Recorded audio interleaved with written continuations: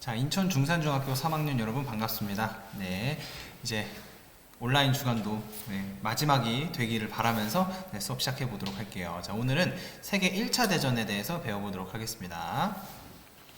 자, 저번 시간에 배운 거 여지없이 이제 한번 복습해보고 시작해 보도록 하겠습니다. 자, 메이지 정부가 국민의 의회 설립 요구를 위한 대응으로 발표한 헌법은 쉽죠? 저 메이지 헌법이었죠. 메이지 헌법.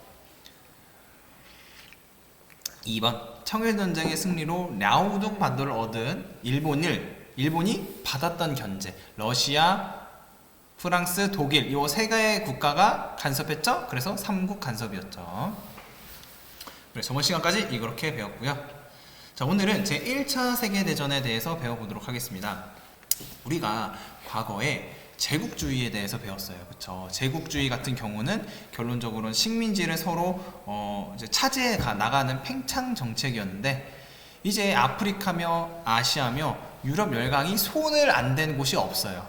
이제 그러다 보니까 오히려 이제 유럽 열강들 간의 식민지 쟁탈전, 그러니까 서로 이제 뺏고 뺏기는 이제 그러한 관계로 바뀌게 돼. 그러니까 옛날에는 아프리카냐 아시아나 땅이 많았기 때문에 서로 사이좋게 이제 갈라치기 하시면 됐었는데, 이제는 아니야. 이제는 공간이 부족하기 때문에 서양 열강들끼리의 다툼이 심해지게 돼요.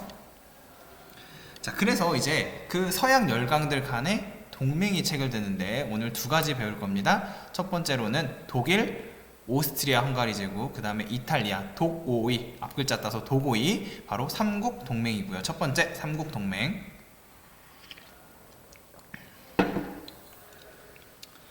자, 이렇게 삼국 동맹이 체결되고 나서 특히 요 중에 독일이 점점 커지는 것을 막기 위해서 영국, 프랑스, 그리고 러시아가 삼각편대로서 동맹을 맺는데 그 동맹의 이름이 삼국협상입니다. 색깔을 달리했어요. 유럽의 상황은 이랬고, 자, 유럽 중에서도 지금 네모로 표시된 곳 보이죠? 여기가 바로 발칸 반도라는 곳인데, 발칸 반도.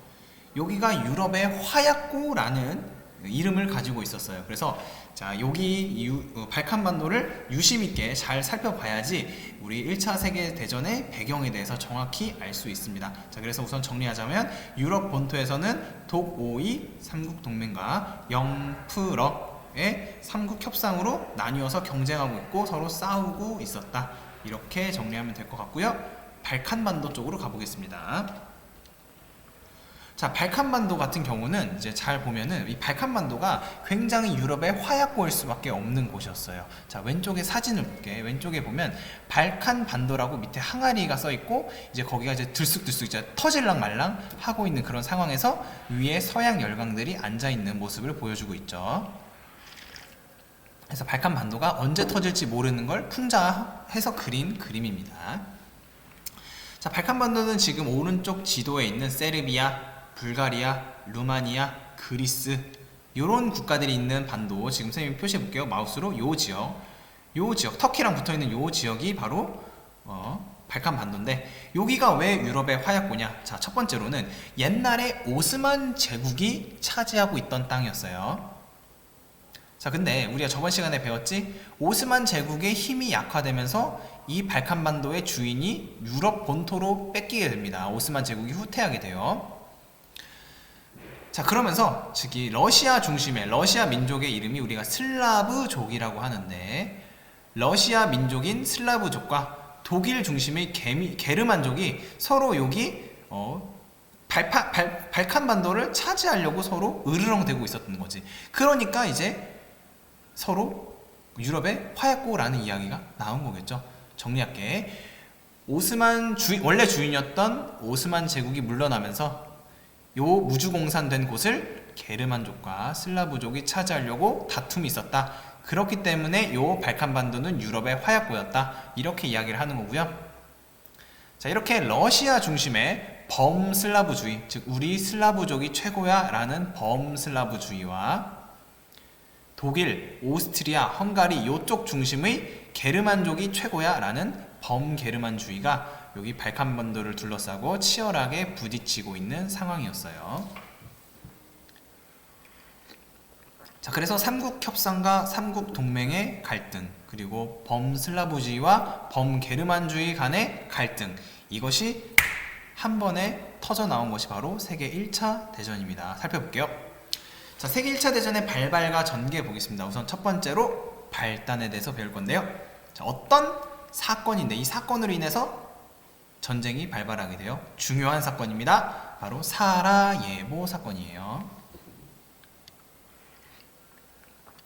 자, 이 사라예보 사건은 말 그대로 저기 도시 보면은 저기 써있죠? 저 빨간색으로 표시된 이제 도시인데 보스니아 쪽에 있는 도시의 이름이에요. 사라예보.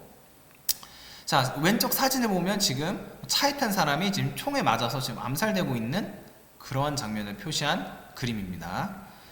자, 그래서 이게 무슨 사건이냐면, 자, 오스트리아 헝가리 제국, 아까 독5에서 5자를 차지하는 삼국 동맹의 한 국가였죠. 이 죄송합니다. 오스트리아 헝가리 제국의 황태자 부부가 이 사라예보를 방문하는 사건이 있었는데, 그때 오른쪽에 있는 세르비아라는 나라에서 온 청년에게 암살당하는 사건이 발생합니다. 자, 근데 그때 당시에 세르비아는 러시아와 친한 편이었고, 그랬기 때문에 이 오스트리아 헝가리 제국 입장에서는 상대국인 러시아와 친하니까 세르비아가 이제 분노가 부글부글 할 수밖에 없었겠지. 왜냐? 이 지역은 범게르만주의와 범슬라브주의가 부딪히고 있었는데, 그때 당시에 세르비아는 범슬라브주의에 가까웠고 오스트리아 헝가리 제국은 범게르만주의에 가까웠기 때문에 서로 분노가 터질 수밖에 없었겠지. 자, 그래서 전개를 볼게요. 우선 발단이 된 것은 사라예보 사건이었고, 자, 이렇게 되면서 어떻게 되냐면 오스트리아 헝가리 제국과 세르비아 간의 전쟁으로 이제 시작이 되는데, 자, 독일은 아까 이야기했듯이 삼국 동맹이었기 때문에 같은 동맹국이었던 오스트리아 헝가리 제국 쪽에 붙고요. 러시아 같은 경우는 범슬라브주의라는 기치 아래에 세르비아를 지원하게 됩니다. 이후에 삼국 동맹과 삼국 협상으로 얽힌 유럽 열강들이 모두 전쟁에 참여하게 돼요. 그러니까 즉 이거야. 오스트리아 헝가리와 독일이 참전했기 때문에 독5, 즉 이탈리아가 참전할 수밖에 없었고, 러시아가 세르비아를 지원하기 때문에 러시아와 함께 손을 잡았던 삼국 동맹의 일원, 즉 영국과 프랑스가 전쟁에 참여할 수밖에 없으면서 이것이 점차 확대되면서 세계 1차 대전까지 가게 됩니다. 전쟁 초기에는 독일이 굉장히 강했어. 독일이 전쟁 준비를 굉장히 착실하게 했고, 이때 당시에 기술력이나 군사력이 굉장히 뛰어난 수준이었기 때문에, 그렇기 때문에 초기 독일이 굉장히 우선 앞으로 나가게 되는데요. 독일이 점점 초기에는 강했어. 하지만 문제는 전쟁이 장기화되게 돼요. 뭐 때문이냐면, 자, 사진을 하나 보겠습니다. 이게 참호전의 사진이야. 자, 이게 뭐냐면 지금 사진을 보면 구덩이를 파고 그 구덩이 안에서 지금 서로 견제하고 있는 모습을 보이고 있죠. 세계 1차 대전 때 등장한 전법이야. 수법이라 할 수 있겠지. 전쟁 수법이야. 이게 뭐냐면 보면은 이제 저기 구덩이 안에 들어가 있기 때문에 총을 쏴도 그 밑으로 쉽게 숨을 수 있겠지. 그치? 자신의 머리 위로 총알이 빗발치지 자신은 맞지 않을 거란 말이야. 이러한 참호 안에 있으면. 그리고 또 문제가 뭐냐면 이 참호 밖으로 나가는 순간 온몸에 총알 구멍이 생기겠지. 그치? 총을 다 맞을 테니까. 그렇기 때문에 서로 눈치만 보다가 앞으로 조금씩밖에 못 나가게 되고, 그러면서 전쟁이 장기화가 돼요. 그래서 초기에는 독일이 우세했지만 전쟁이 장기화되면서 이것이 세계대전으로 확대돼요. 뭐 인도도 참전하고 여러 국가가 참전하면서 세계대전으로, 원래 유럽만의 전쟁이었다가 세계대전으로 확대되면서 뭐 일본도 참전하고요. 그래서 세계적으로 커지게 됩니다. 자, 그리고 나서 이때 당시에 영국과 독일은 서로 다르죠. 왜냐하면 영국은 삼국협상, 독일은 삼국동맹이었기 때문에 서로 진영 자체가 달랐어. 그래서 영국 입장에서는 이 독일을 압박하기 위해서 영국이 해상을 봉쇄해요. 즉 독일로 들어가는 요 바닷길을 싹 다 막아서 독일을 말려 죽이려고 그랬어요. 자, 이것을 타파하기 위해서 독일은 무슨 작전을 펼치냐면 무제한 잠수함 작전을 펼쳐요. 무제한 잠수함 작전. 자, 이게 무슨 작전이냐면 이제 영국으로 가는 모든 배, 어떤 배든지 간에, 어떤 나라의 배든지 간에 영국으로 들어가는 모든 배를 다 잠수함으로 폭격시키겠다는 그런 작전이야. 자, 그래서 이제 오른쪽에 있는 건 그때 당시에 어떤 티켓이야. 배를 탈 수 있는 티켓인데 그 앞에 보면 노티스, 즉 주의사항이 적혀 있는데 이거 내용을 살펴봅시다. 한글로 바꾸면 이거야. 대서양을 항해하는 선박 중에, 선박은 독일과 영국이 지금 전시 상태에 있으니까 주의해라. 그리고 영국이나 그 동맹국들, 즉 영국과 동맹을 맺은 삼국협상이라든지 이런 국가들의 깃발을 개항한 선박은 파괴가 되어도 당사자들에게 책임이 있다. 그러니까 굉장히 위험하니까 조심해라. 이런 내용이야. 이게 바로 독일의 무제한 잠수함 작전을 보여주는 어떤 징표라고 할 수가 있겠지. 자, 근데 문제는 뭐냐면 이 무제한 잠수함 작전으로 인해서 미국의 상선마저도 파괴가 되는 그런 사건이 벌어지게 됩니다. 그래서 미국인도 많이 죽게 돼요. 즉 미국의 상선까지 건드니까 이제 미국은 이제 안 되겠다. 원래는 참전하지 않으려고 그랬는데 독일 너희가 감히 우리 미국의 상선을 건드려? 우리 미국인들을 죽여? 안 되겠다. 내가 참전해야겠다라고 하면서 전황이 확실히 바뀌게 돼요. 그래서 미국이 참전하게 됩니다. 자, 그래서 미국이 참전할 군인들을 뽑는 포스터지. 이거 많이 봤죠? I want you. 자, 요게 바로 그때 당시에 세계 1차 대전에 이제 군인들을 모집하는 포스터라고 할 수 있겠습니다.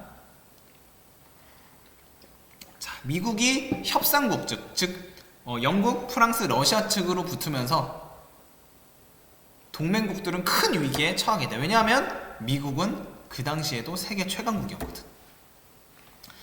자, 그래서 삼국 동맹 측 국가들이 항복을 하게 되면서 결론적으로는 독일 내에서 혁명이 일어나요. 그래서 원래는 제국, 즉 황제가 있는 국가였는데 이제 공화국으로 바뀌게 되고요. 결론적으로는 독일 내부에서 혁명이 발발하면서 독일이 협상국에 항복을 하게 되고요. 결론적으로는 영국, 프랑스, 러시아를 중심으로 하는 협상국들이 세계 1차 대전의 승기를 가져갑니다. 이해돼요? 자, 그러니까 전쟁 와중에 독일 내부에서 불만이 터져서 혁명이 일어났고, 그러니까 이제 빠르게 전쟁을 수습할 수밖에 없었겠지, 마무리할 수밖에 없었겠지. 그래서 이제 협상국에 항복을 하면서 전쟁이 끝나게 됩니다. 자, 세계 1차 대전의 특징 볼게요. 첫 번째로는 총력전. 자, 총력전이란 게 뭐냐면 여러분들 그런 말 들어봤나요? 총력을 다하다. 그래서 총력전이란 건 모든 것을 힘을 다해서 쏟아붓는 걸 총력전이라 그래. 이게 1차 세계대전의 특징이야. 그러니까 옛날에는 이제 뭐 여자들이나 이런 사람들은 그냥 뭐 아이들이나 이런 사람들은 그냥 전쟁에 참여하지 않았는데, 세계 1차 대전은 규모가 점점 커지다 보니까 여자들도 아이들도 전쟁에 참여하는 그러한 양상을 보이게 돼요. 그래서 여기 보면 가자! 이러고 있죠. 지금 말 그대로 이제 모든 국가의 모든 자원을 다 통틀어서 전쟁을 하는 총력전의 특징이 있다. 이게 첫 번째 특징. 그 다음에 아까 우리가 배웠던 참호전, 참호 안으로 들어가는 전투 방법이고, 이로 인해서 전쟁이 장기화되었다. 또한 탱크 같은 이런 신무기가 등장하면서 엄청난 피해를 남기게 됩니다. 자, 영향으로는 유럽 한복판에서 전쟁이 일어났기 때문에 유럽 열강이 주도권, 세계의 어떤 지배력을 잃게 되고, 전쟁에 참전했던 일본 그리고 미국 같은 국가가 점점 강대국으로 성장하게 되는 계기가 바로 1차 세계대전이다. 이렇게 정리할 수 있겠습니다. 자, 그럼 오늘 배운 내용을 한번 쑥 정리하도록 할게요. 자, 우선 첫 번째로 1차 세계대전의 배경을 볼게요. 자, 유럽 본토에는 독일, 오스트리아 헝가리 제국, 이탈리아 요 세 개의 삼국 동맹과 영국, 프랑스, 러시아 중심의 삼국 협상이 부딪히고 있었고, 유럽의 화약고라고 알려진 발칸 반도에서는 범슬라브주의와 범게르만주의가 부딪히는 그러한 상황이었습니다. 그런데 사라예보 사건이 터지면서 세르비아와 오스트리아 헝가리 제국 간의 전쟁이 발발하고, 삼국 동맹과 삼국 협상국이 서로 그 전쟁에 달려들면서 세계 대전으로 확대가 된다고 했죠. 초기에는 독일이 우세했으나 참호전으로 인해서 전쟁이 장기화되고요. 영국이 독일의 해상을 봉쇄하면서 독일은 무제한 잠수함 작전을 펼치게 됩니다. 하지만 이게 굉장히 효과적인 전술이었는데 문제는 미국을 건들게 되었다는 거죠. 즉 잠자는 사자의 코털을 건들게 되고 그로 인해서 미국이 참전하게 되면서 전쟁은 협상국의 승리로 마무리됩니다. 이러한 1차 세계대전은 모든 자원을 다 끌어다가 쓰는 총력전이라는 특징과 그 다음에 참호전, 그 다음에 새로운 무기가 등장했다는 특징을 가지고 있다. 또한 이러한 전쟁의 결과 유럽 열강의 주도권을 상실하고 미국과 일본이 강대국으로 성장하게 되었다. 이렇게 정리할 수가 있겠습니다. 자, 오늘 배운 내용은 15분으로 굉장히 깔끔하게 마무리를 했던 것 같아. 이제 우리 딱 한 주제만 남아있어요. 바로 러시아 혁명입니다. 그래서 다음 시간에 러시아 혁명으로 새롭게 만나보도록 하겠습니다. 자, 여러분들 고생 많았습니다. 수고했어요.